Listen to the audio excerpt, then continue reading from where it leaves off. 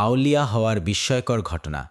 মিশরে জুনুনরহ নামে এক বড় বুজুর্গ ছিলেন।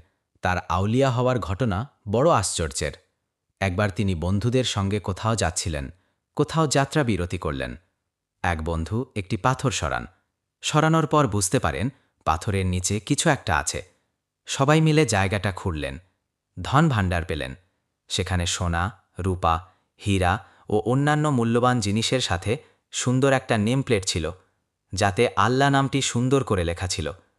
যখন বন্ধুদের মাঝে ওই সম্পদ বন্টন শুরু হলো, তখন তিনি বললেন, আমি সোনারূপার কিছুই চাই না, তোমরা সব নিয়ে নাও, আমাকে শুধু আল্লাহর নামের এই নেম প্লেটটি দিয়ে দাও।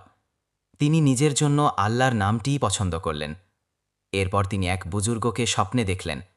তিনি তাকে বললেন, তুমি ধন সম্পদ বিসর্জন দিয়েছ এবং আল্লাহর নাম পছন্দ করেছ, এজন্য আল্লাহ তোমাকে নিজের জন্য পছন্দ করেছেন। এবার ওঠ। এই ঘটনার পর থেকে তার হৃদয়ে আল্লাহর ভালোবাসা এতটা প্রকট হল যে আল্লাহর মারিফাত অর্জন করতে সক্ষম হলেন। তিনি আল্লাহর নাম পছন্দ করলেন, বিনিময়ে আল্লাহ তাকে পছন্দ করলেন।